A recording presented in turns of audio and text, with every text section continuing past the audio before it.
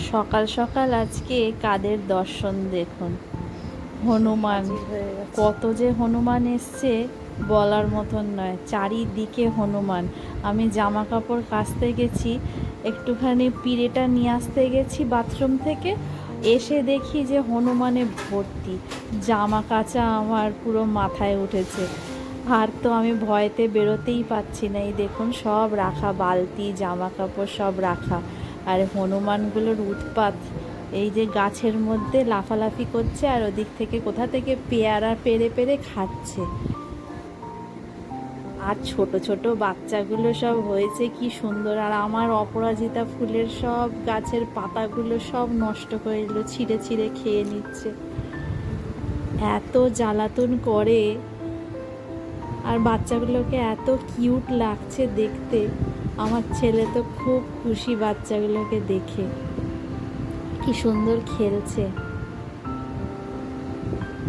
ওই দেখুন, মাসকে ঠিক চেনে, মার পিছু পিছু ঠিক চলে আসবে।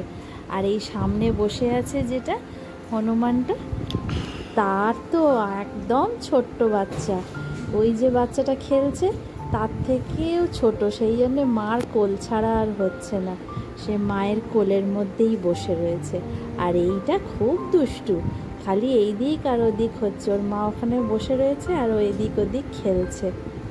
আর সামনের যে ছোট্ট বাচ্চাটা রয়েছে সে আর কোথাও যাচ্ছে না। এই দেখুন ওদিকে কত বসে রয়েছে, এই পড়ে যাচ্ছিল, আবার নিজেকে সামলে নিয়েছে।